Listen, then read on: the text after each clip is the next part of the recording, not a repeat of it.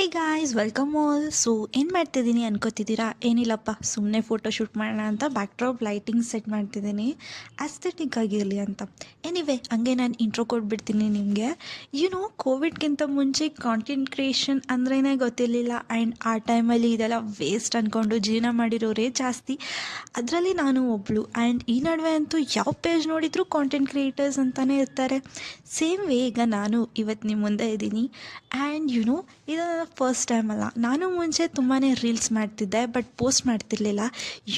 ಎಲ್ಲರಿಗೂ ಇರುತ್ತೆ ಅಲ್ವಾ ಒಂದು ಮೈಂಡ್ ಸೆಟ್ ದಟ್ ಯಾರಾದರೂ ನೋಡಿ ಏನು ಅನ್ಕೋತಾರೋ, ಆ್ಯಂಡ್ ಟ್ರೋಲ್ ಆದರೆ ಯಾಕೆ ಸುಮ್ಮನೆ ಈ ತಲೆನೋವೆಲ್ಲ ಅಂತಲೇ ಅನ್ಕೋತಿದ್ದೆ.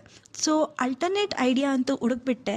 ಏನಂದರೆ ಆಗ ಸ್ಟಾರ್ಟ್ ಮಾಡಿದೆ, ಮುಖ ತೋರಿಸ್ದಿರಾ ಕಣ್ಣಿಗೆ ಕಾಜಲ್ ಹಚ್ಚಿ ಐ ವಿಡಿಯೋಸ್ ಮಾಡ್ತಿದ್ದೆ.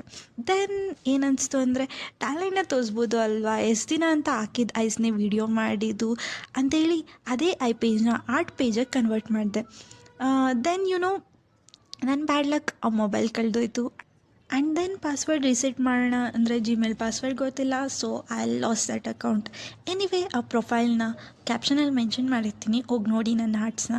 ಆ್ಯಂಡ್ ದೆನ್ ಇದೆಲ್ಲ ಆದಮೇಲೆ ಇಂಜಿನಿಯರಿಂಗ್ ಜಾಯ್ನ್ ಆದೆ. ದೆನ್ ರೀಲ್ಸ್ ಮಾಡೋ ಇಂಟ್ರೆಸ್ಟೇ ಹೊರಟೋಯ್ತು, ಬಿಕಾಸ್ ಈ ಫುಲ್ ಇಂಜಿನಿಯರಿಂಗಲ್ಲಿ ಲೈಫ್ ಲೆಸನ್ಸ್ ಕಲಿತಾನೆ ಫುಲ್ ಟೈಮ್ ಆಗೋಯ್ತು.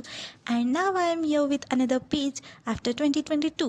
ಐ ಥಿಂಕ್ ಆವತ್ತು ನಾನು ಗಿವ್ ಅಪ್ ಮಾಡಿರಲಿಲ್ಲ ಅಂದಿದ್ರೆ ಇಷ್ಟೊತ್ತಿಗೆ ನಂದು ಅಂತಲೇ ಒಂದು ಇನ್ಸ್ಟಾ ಫ್ಯಾಮ್ಲಿ ಇರೋದೇನು ಅಲ್ವಾ. ಬಟ್ ಫೈನ್, ಈಗಲೂ ಕಾಲ ಮಿಂಚಿಲ್ಲ ಅಲ್ವಾ. ಸೊ ಲೆಟ್ ಮಿ ಸ್ಟಾರ್ಟ್ ನಾ. Okay guys, thank you, bye bye.